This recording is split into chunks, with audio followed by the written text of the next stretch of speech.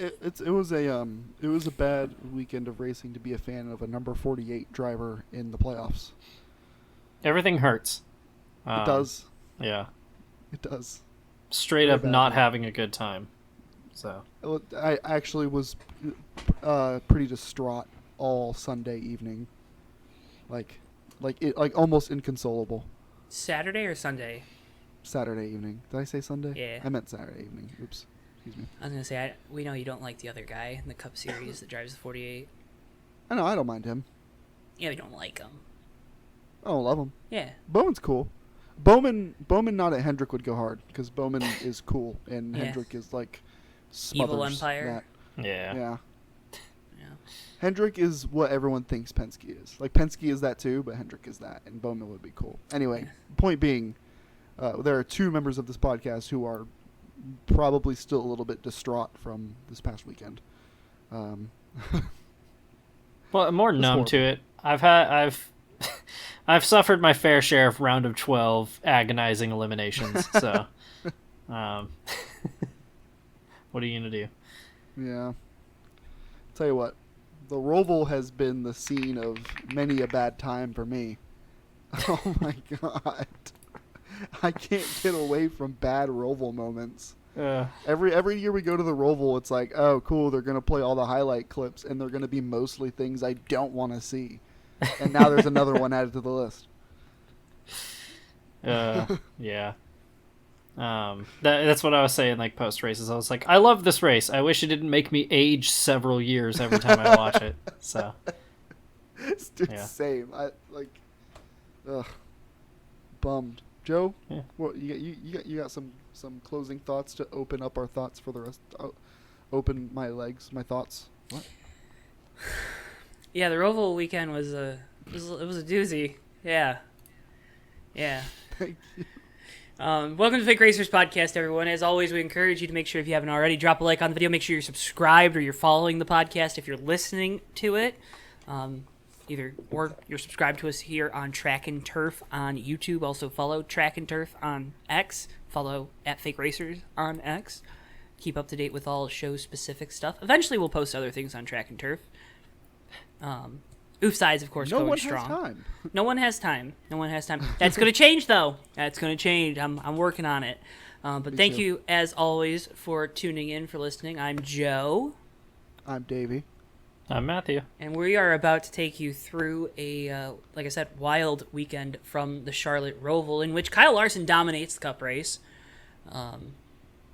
Didn't, SVG got out to the lead because he qualified on pole, and then got past and wasn't really heard from again. And Larson just kind of kicked everyone's butt the entire race. Yeah, that was a pretty classic 5-team stomping, Like, they were faster than everybody, but also their race management was perfect. Like, they were just, they were absolute. That was honestly one of their better performances of the season, just because it was so immaculate that it wasn't even a story. It was kind of like a foregone conclusion that the 5-team looked like it was going to win that race. But something that was not a foregone conclusion was Tyler Reddick making it in to the next round.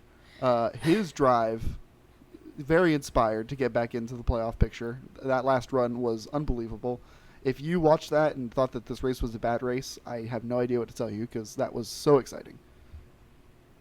Yeah, it almost went from great to terrible very quickly for Tyler Reddick, because they play the strategy and they win the first stage. And then it's on like lap 2 of the second stage or something like that. He kind of bonsais into the hairpin and slams into Bossman and goes airborne. He's straight up said after the race he thought he was going to flip when he did it. Imagine I think if that happened. He either bent or even broke the right rear toe link, and then they spent like the whole second stage fixing it, and then, like you were saying, in a situation on the last green flag run where his crew chief was like, all right, here's what we need you to go do, and he just went out and did it and put on like a hell of a drive to get back up into there. Made it by 4 points, if I recall correctly. And he was out by as much or more at the start of the stage. Yeah, crisis definitely averted there. Because it kind of snuck up on me how bad of a playoffs Tyler Reddick has had so far. He had like 4 straight finishes outside the top 20, I think is what it was. So that regular season championship was definitely coming in handy for the first couple races, but Yeah, which yeah, is kind of the case for a few drivers currently, like in the playoff picture, because the beginning of this playoffs, the first 2 rounds are pretty awkward tracks, you know? yeah, Atlanta, a drafting track, Watkins Glen, Bristol, it's not really awkward, but it is Bristol, Talladega, and the Roval.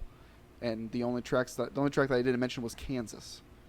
In that round, or in those 2 rounds, excuse me. Yeah, you would hope, because we're kind of going back more to the bread and butter here, the next couple weeks. That may I don't think we can really look at the last 2 rounds to kind of judge performance going forward. But anyway, yeah, sorry, I was just totally piggybacked off of you saying Reddick had a bad playoffs, because he has, but I think like we're gonna see a totally different playoff picture come these next 2 races. I think it's gonna turn on its head a little bit.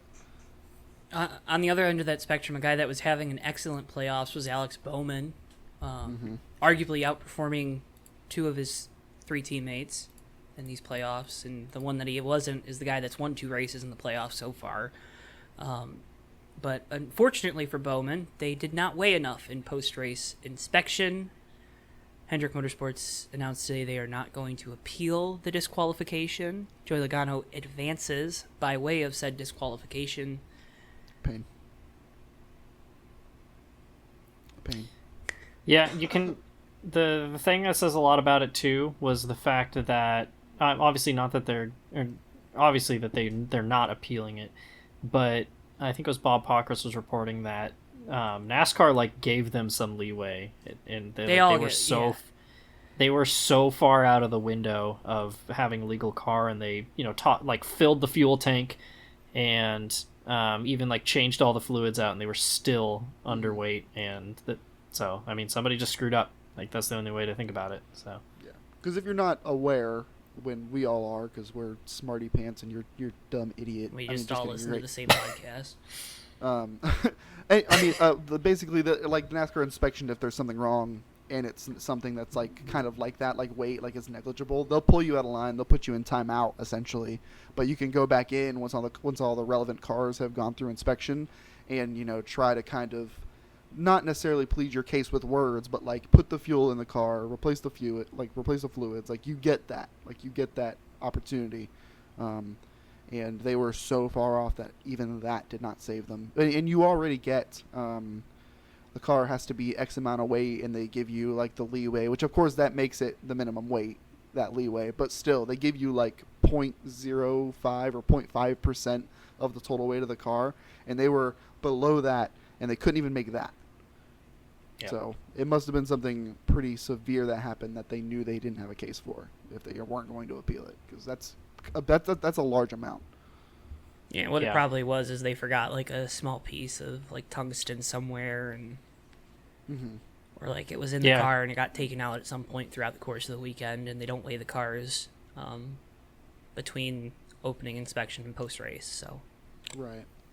Yeah, that was the initial speculation too, was on like lap 7 Bowman launched it over the curbs on the front stretch, and people were like, maybe that dislodged something, because it's not too crazy to think that it could have launched a tungsten weight somewhere in the infield after that, just from it getting knocked loose from that. But it's the fact that they're not even gonna play that card, it kind of rules it out. Well, and those things have to be secured, because it's a safety concern if that gets dislodged at any point during the race. Albeit it's not a points penalty, but it is a 4-race suspension for crew and car chief or something like that. Yeah. Which is still hefty. Yeah. That's the rest of the year. Yeah. At that point. Other drivers eliminated from the playoffs: Daniel Suarez, Austin Cindric, Chase Briscoe. These were kind of the guys that we thought would be eliminated in the first round, but all had stellar opening rounds. Cindric had a really good run in this race. The other two, not so much. I think Cindric was just a casualty of, a wreck last week at Talladega when he was running really well, and kind of not giving him an opportunity to do anything but win the race this week. Whereas Briscoe struggled in the last 2 races, and the same with Suarez. Yeah. Yeah, Suarez's second round was a round from hell, and like you mentioned, I mean, Cindric is more than likely moving on if he doesn't get wrecked there at the end of Talladega. Sneakily good playoffs by Austin Cindric. Yeah. Is he coming into form, maybe? Finally? I mean, it took Blaney a little bit of time to really feel settled in at Penske, so I wouldn't be surprised if it was the same for Cindric, but, he hasn't he hasn't necessarily reached the Blaney heights yet, Yeah. but I think he's on his way. Yeah. He's got a race win this year. And Yeah, this year's a big boost for his stock for sure. Mhm. So, yeah, I don't know what else to say. Chase Briscoe, obviously that team's shutting down at the end of the year, so it's disappointing for them. Yeah. They kind of just have 4 weeks left to just be a team. And for Daniel Suarez, I mean, a lot of folks had him on the hot seat coming into the year, won that second race, signed a contract extension. Trackhouse is, they're going to have 3 full-time cars next year.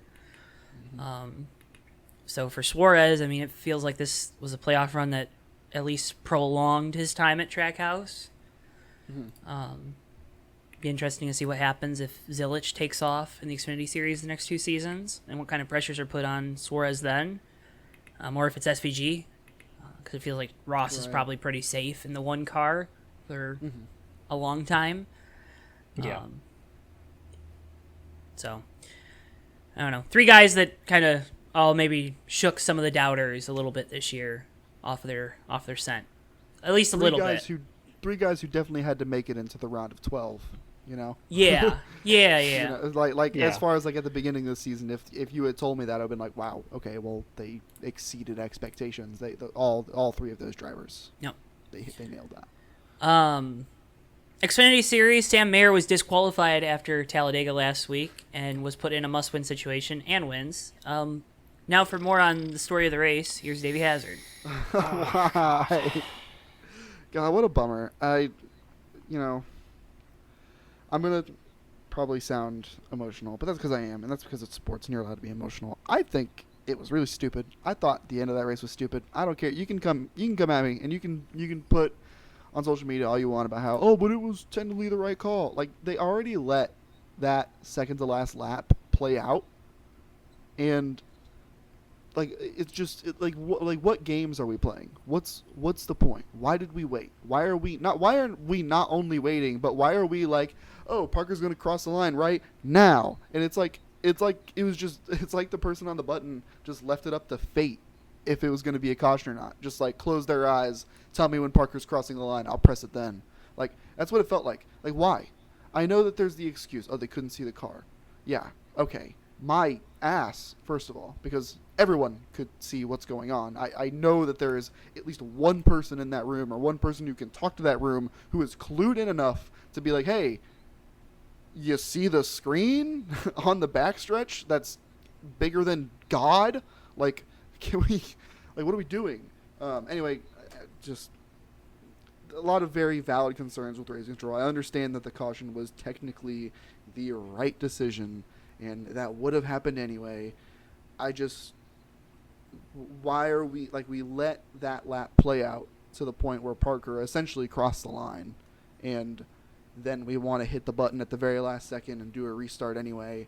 It just doesn't make any sense. Obviously, I'm mad because I'm a Parker Kligerman fan too. I don't think that's a secret, but it just doesn't make any goddamn sense. The guy's finger slips, or he hesitates for 0.01 seconds and the race is over. What are we doing?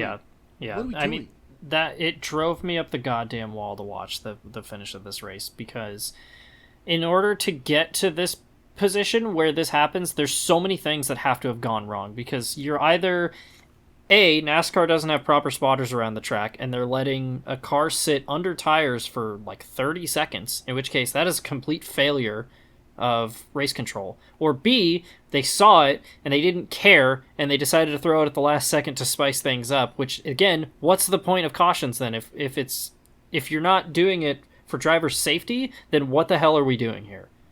Right? And it's one of those two things, and both of them are terrible. And they're both NASCAR showing off that they have terrible standards for safety, if that's what's happening. It's ridiculous.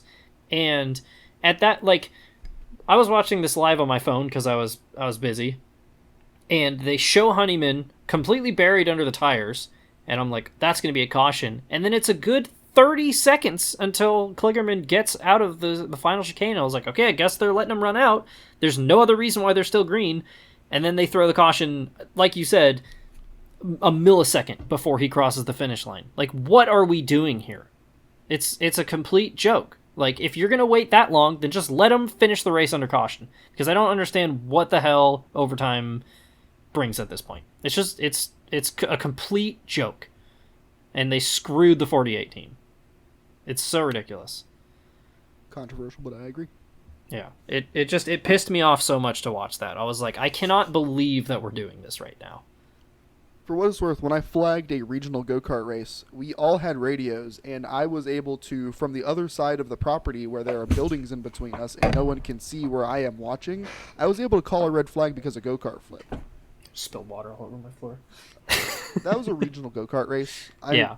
I'm sure the NASCAR Xfinity Series doesn't have those resources, but, just so you know.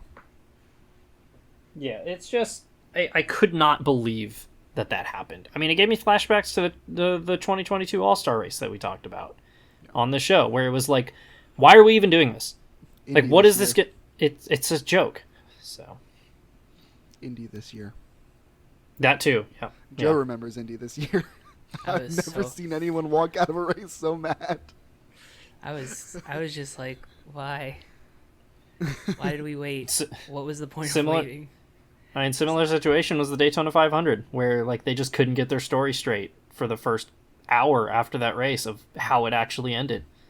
Like, why do we keep doing this? Because NASCAR isn't good at PR or communicating. Like, the officials aren't. Like, they're not good at using their social media. And Jeff Burton, I love what Jeff Burton said, because he was on TV.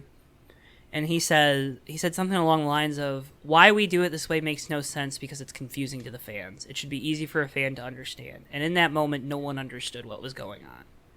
Yeah. At the end of the day, that's what this really boils down to. Yes, they definitely made a mistake waiting as long as they did. I will agree with you there. But the fact that we are searching cameras and then all of a sudden we're being told, well, it's actually a timestamp from when the buttons hit, and that's how we do it. But we're That wasn't the story of the Daytona 500. Exactly. What is it, NASCAR? Make up your minds. Well, that was the end of the race, and this was for a caution to not be God. the end of the race. So they're different circumstances, Matt, okay? They're different circumstances. Circumstance matters to NASCAR. Remember that. NASCAR, when they see a hair they haven't split yet.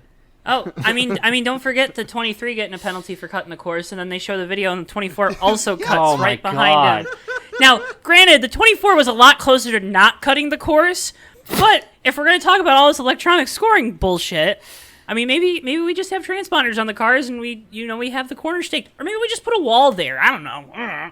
Here's the rub on this one, and I think NASCAR fails to utilize its ownership of IMSA in these moments. Their ruling on Byron was that because there was never a moment where all four of his tires weren't touching a part of the racetrack, he technically did not cut the corner. So at a sharp corner, No, I get it. he could cut it by if it was a really sharp corner, he could cut it by 20 feet. But if it's a sharp corner and all his tires are touching, it's still technically a fair corner. And I just if you're listening to that and you have no idea what the fuck I'm talking about, I agree. It's stupid. It should just be, oh hey, you the curb. You can Do we see the see inside of blue? the curb right there. Oh, Yeah. I can see blue. Okay, that's a penalty. Yeah. Good job. If your See you left next side week. tires are inside the curb, then maybe it should be a penalty. It seems pretty straightforward, but NASCAR doesn't like doing things that are straightforward. Go back to last week and listen to my rant about the DVP. Oh, and remember, they had to get rid of the turtles because they made the turtles too massive, and the drivers were like, hey, it hurts my brain. Yeah. Yeah. Hey, when I drive over those turtles, it hurts. Have you tried not driving over them? No. Okay, I God. guess we'll Davey. remove them then. Davey, they're in a box.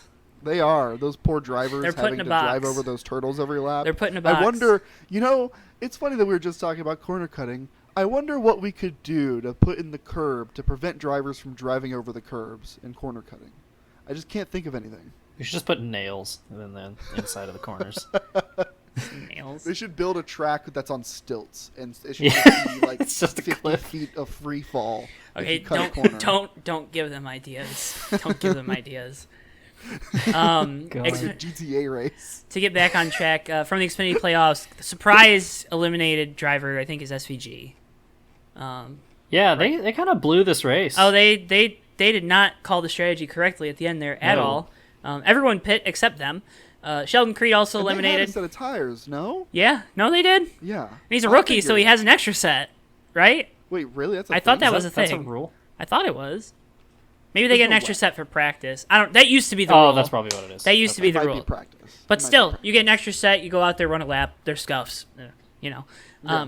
probably better than the tires with like 20, 30 laps on them. Anyways, Mm-hmm. Riley Herbst eliminated after. I mean, this was probably his best campaign. So he will maybe best his career best finish in the points. I think he will actually, no matter what. And Parker Kligerman also eliminated from the playoffs. Davey's still sad. Again, Can we talk about... I was going to say, all 4 drivers eliminated have all been, like, main characters of the FRP plot over the last couple years. Yeah. not a I'm good. sorry. I'm sorry, you guys. I'm so glad too. Like I've gotten my roommate to buy into the Riley Herbst is just boring narrative too, and I know he doesn't watch the show, and I've gotten him to buy into that. I will say, speaking on the eliminations purely, not to totally derail everything, you're good. but like getting slightly serious, like Riley Herbst going out in this round is definitely a shock, and I think maybe is a small indictment on him, given like his stock has unfairly. This is not his fault, but like from people thinking he's horrible to like, oh, he's not that bad, to like Oh, he's won really a couple good. races and people thought he was amazing, and it's like, dude, he's fine.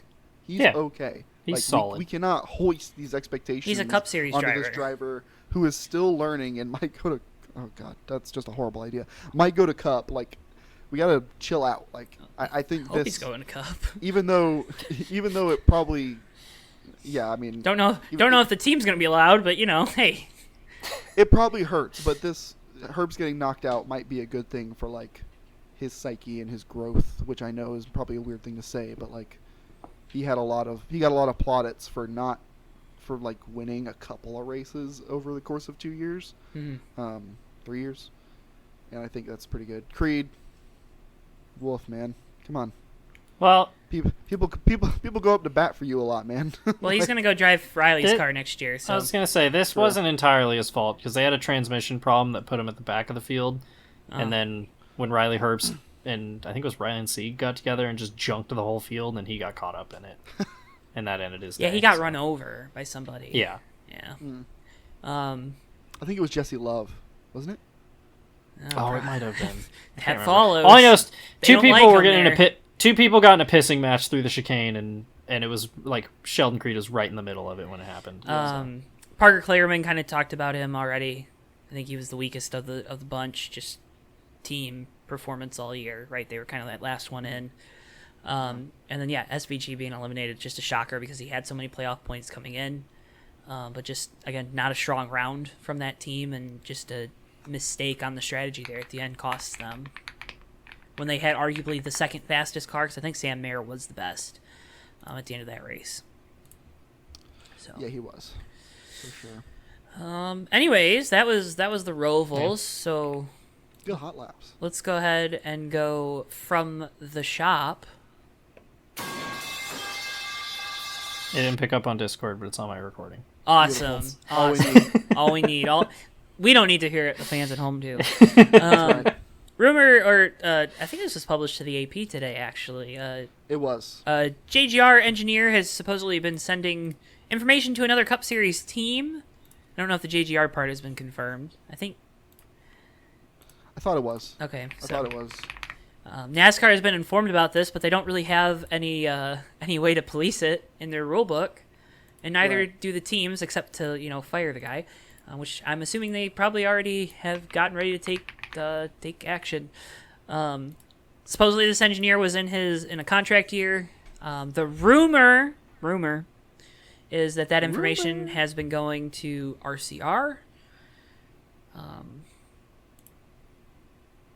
don't Would know. explain a lot. It is very interesting how they're suddenly pretty good. I heard that one. Made sure Came to through. turn my sound canceling off for that one. Yeah, this is going to be interesting. I didn't think we were going to get 2007 McLaren type scandals in NASCAR, but I was gonna say we got Spygate. yeah. Well, the crazy part is, I mean, again, this is something that if the charter system was actually something for the teams, this could be policed. I'm just saying. Engineers have to be signed under contracts, and the contracts have to be held up, and blah, blah, blah, blah, blah. Like, just turn your entire, engineering staff into athletes like you do in other sports, and your drivers, and I don't know. I'm just saying. I'm just putting that out there, right? These are things you could do if you actually wanted to have a franchise system, but they don't want to. NASCAR wants all the power. I don't know. It's weird. It's going to be fun. Because what's the difference between this guy waiting until the end of the season and his contract's up with JGR and just taking all his notebooks with him to a different team? You know what I mean? Like, Yeah. Right. the only difference is that he's doing it before his contract's up, and that's really that's the thing that kind of sucks. But when you have information in your brain and you go somewhere else, you can't disclose that information, but it happens in every industry when people move companies. It's kind of part of the business. That's why companies that you do a lot of high-profile projects usually don't like to lose that person that does those high-profile projects, especially to a company that's a rival. Mm-hmm. So, Another NASCAR story to follow, as if there aren't enough of those. yeah. No shortage of Now those. the going teams on. that were coerced into signing the charter agreement, they might not like each other either. Here's a shocker today that came out. Haley Deegan's going to Indy NXT. Good for her. Stock cars didn't work, so I guess she's going to go try open wheel. I don't know. We'll see. Hopefully it works. Yeah, I mean, there's been a lot of questions asked of the team that she was at in Xfinity, given how they've performed since she's left. Well, it just shows that Yeah. her Ford deal is not there anymore, Right. and that Yeah. maybe it was already not there this year. I was mostly speaking on performance. And Oh, how no, she no, might no, do I in know. NXT, Yeah. Hey, something to look out for. She'll bring some eyes to Indy NXT. That's a big deal for that series and that whole sanctioning body. So Yeah, and all those races will be on television too. that's right. They will. I think they're on FS1 and FS2. So You are correct. I forgot about Nice. that. good for them. NASCAR and IMSA NASCAR are discussing a joint event. Davey has put the word timing here. I just think it's interesting timing given how Oh. much verbiage was put into the lawsuit filing that we alluded to just now, sort of as news to follow, about next-gen cars not being able to race in any other event other than a NASCAR or stock car race. And there was a lot of smoke back in the Dizay about a potential joint IMSA, like next gen being like an IMSA class at certain races or something like that. Like that was something that was, sort of kind of up in the air and out and about, and was passed along, and it was eventually forgotten about. But reading the lawsuit filing a couple weeks ago in preparation for this podcast, I kind of thought about that again, and I think it's very interesting timing for NASCAR to announce, leak, discuss. Leak. I don't really leak. Yeah, exactly. It's definitely a for leak. NASCAR to leak this. I mean, and leak, they definitely leaked it on purpose. But I think it's very interesting timing. Is Given everything. something else big going to happen this week or something later this week or next week or I don't know. Maybe an injunction or something. I don't know.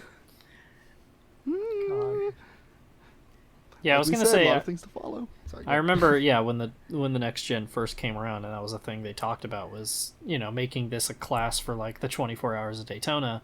And I was like, oh, it's a cool idea. And then it, like you said, it just kind of disappeared for a while. So it is funny, yeah, that they're like, oh, shit, they think that we got to do something about these monopoly claims. Quick, make up another series that's also owned by us. Yeah, that's the other thing. It's like hand wavy, like. That's Like, kind of the thing. That's the that's the kicker. you got rid of Arca, your main competition, by buying them, and it's like, yeah, well, IMSA's gonna have it too, and it's like, yeah, you own that too. Where's Grand Am? Jim France. Quickly, like, slipping money to Liberty Media, like, we need you guys to bail us out here. We need you to bring back Eurocar. We need you to. American Le Mans Series. I need it. Could you? Oscar needs to come back. I can't wait for Liberty Media to buy NASCAR and just turn the Cup Series into an F1 feeder series. It's gonna be great. Take the fenders off. Yep. It's gonna be great. IndyCar fans everywhere just celebrated. They don't know why, but they're cheering. They're cheering for me right now. Indianapolis, Indiana is like on its roof. Dude, I can't wait for that to happen because it's gonna be the end of open wheel racing in North America. It's gonna be great. It's gonna be awesome. All right. Anyways, let's go ahead and go to our bottom split moments of the week. I don't know who wants to start. Can I start? Because I have mine. I'll start. I'll start. Mine's quick. Parker Kligerman Okay. losing the race Yep. All right. because someone wanted to press a button at a certain special time. All right. Matt, do you have yours or do you want me to go? You go first. I want to All right. make sure we don't have the same one. Oh no, I wrote mine down in here so I wouldn't forget. Mine was my local CW station for the second week in a row, deciding not to put the Xfinity Series race on, but instead putting Detroit City Football Club soccer on the TV instead of the Xfinity Series, which I feel like the Xfinity Series would have more people watching. So I had to get my trusty antenna out and watch it at 480i the entire time, which was awful, and I hated it. And I would just like to thank my local CW station. Davey said it was something for like playoff seating or whatever. I don't care. You know what else was for playoff seeding? The Xfinity race. Yeah. You know, you pay all this money and you'd think you'd be able to at least watch it in HD or something, but no, it was not. So big thanks, big shout out. And the other thing that sucks is you can't watch any of these races on this through the CW app yet because they're NBC races technically. So they're not allowed to stream them through the CW website, which is a big part that's good about these races going to the CW next year is that it's free to watch if you have an internet connection or an antenna. Unless you live in Detroit, where they'd rather show Detroit City football on the television. Shout out Detroit City FC, baby. Did they at least win? I don't know. I don't care. If I'm being honest, college football was on the other TV. The Xfinity race was on the other. They were playing Indy 11, no? Yeah, they were. Because I called them Yeah, the well, Indy Fuel.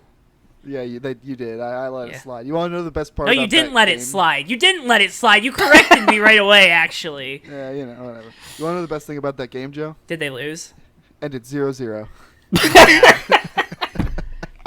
Hey, but Soccer. It's so disappointing. to be fair to Detroit City FC, they actually do have a pretty good following. So it looks like it's fun to go to, but I won't go.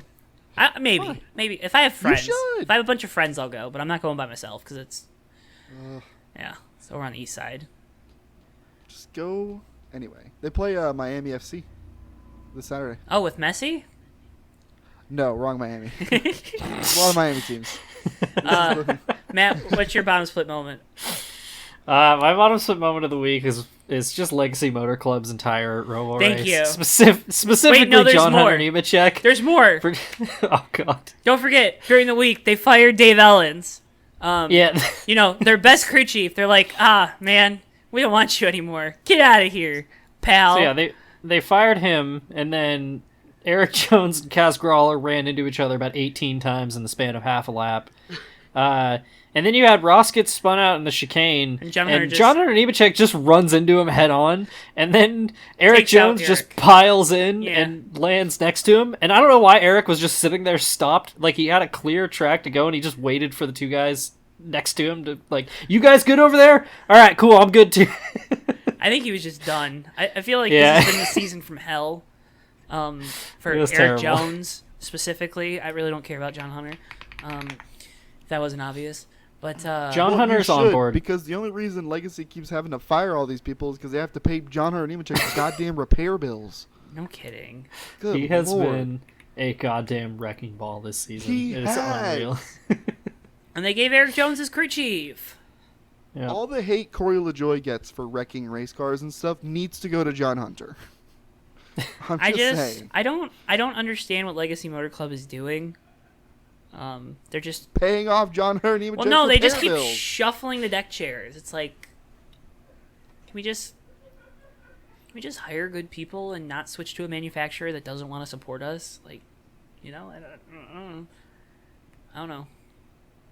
But if they were still sucking this year and they hadn't made any changes, would you be saying that? No, because I at least feel like there's something in the past that I can look to, because they were good at the end of last year and then they have been god awful this year. So I don't know what has changed. Yeah, Outside Eric of, has 2 top 10s on the season. yeah. It's pretty good for him. No, that's awful. That is literally his worst season. Last year was not good, and he had 7. So Yeah.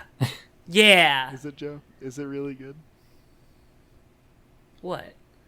This No. year? This year's bad. I never get to debate you, so I just had to make sure I got to do it. This time. year's It's bad. really good. And your favorite driver's the one that's ruining this all, too. He's at the helm. He's at the helm. He doesn't know how to run a race team. Doesn't know how to run a race team. Yeah, without him, they'd have like 10 less sponsors. So Yeah, oh, they have 10 less sponsors. Well, guess what? They at least won a race when they had 10 less sponsors. Just saying.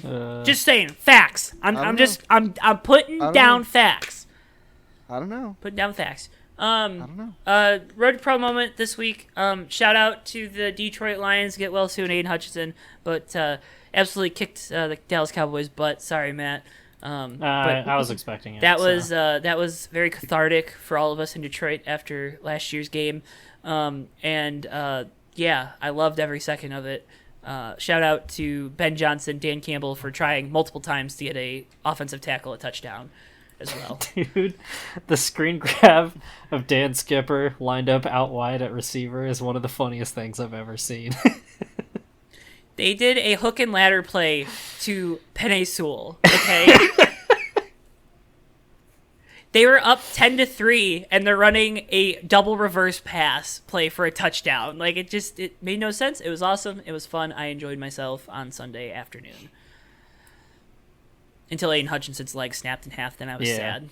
That was Oh my bad. God. That was very bad. Yeah. Very bad. Oh god, what was my Road to Pro moment? Davey, what's your Road to Pro moment? Well, Matt's trying to remember his. I know the season isn't over, but my Road to Pro moment was Parker Kligerman's run to what I think should have been the finish of that race on Saturday at the Roval. Held off a hard-charging Sam Mayer. Past SVG, although the tire differential was obvious, but still, like, got to the lead, held on to the lead, did everything right. If that race stayed green and there was no yellow, he was going to win that race. Phenomenal drive, and it's just been, he's probably going to race something, but he's done doing full-time racing. It has been such a pleasure to be able to see him drive something full-time the last couple of seasons. I've been a fan of his for a really long time, and like I said, I know this isn't the end of the season. I know he's going to be doing more racing after this, likely. But it's just pretty cool, and I really appreciate it, and I really appreciate being able to see him contend for wins, because I didn't get to do that a lot, and having the pleasure to see him do it as often as he has in that 48 car has been just unbelievable.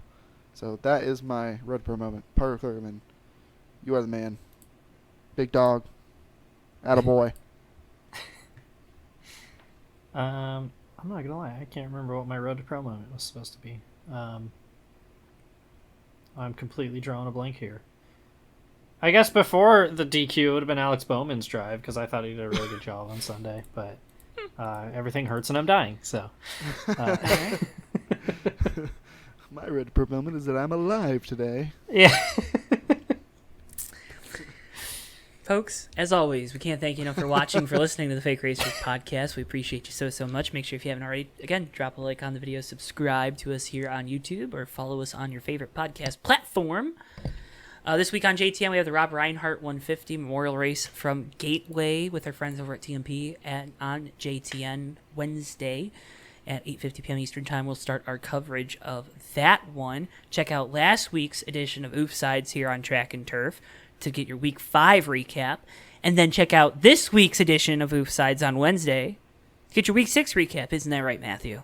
That is correct. It's going to be spicy. I don't really know how. Tonight's game has a premium meme potential. Wait, so I have not seen. Is the score bad? Actually, hang on, I gotta check now. Oh no, it's totally It's normal, respectable. It's a respectable score. I then just saw the Red Wings are down 3-1 to the Rangers, so that made me sad. But anyways, and Davey, you got a big announcement about the Track and Turf Truck Series this week. Well, they're crowning a champion. Their finale this Thursday. Hell yeah! And we're Simtrax. We're big Austin Hakes fans, right? We are. I don't know if you guys knew this. We are the biggest Austin Hakes fans. At least the yeah, you know. The man, the myth, the legend, Austin Hakes. Maybe you've heard of him. Really pulling for him to get this title on Thursday. But overall, it's been such a fun season of Truck Series racing. Come watch, come race our Cup Series. That's probably newsflash, big news drop. Probably going to move to Thursdays as well with an slightly altered time slot. And yeah, man, it's been so fun. It's been really cool to build that under the Track and Turf sort of brand and have it be a thing that we do. Even though it wasn't content that we were posting, it was still like we were doing this thing and it was there. And I don't know, just really cool. Watch it. Tune Hell in. yeah! Simtrax. Cool stuff. Simtrax. Cool guys. So yeah, folks. That's it. Again, as always, can't thank you enough for watching, for listening, however you support us here on the Fake Racers Podcast. And we will see you next week after Las Vegas. Goodbye.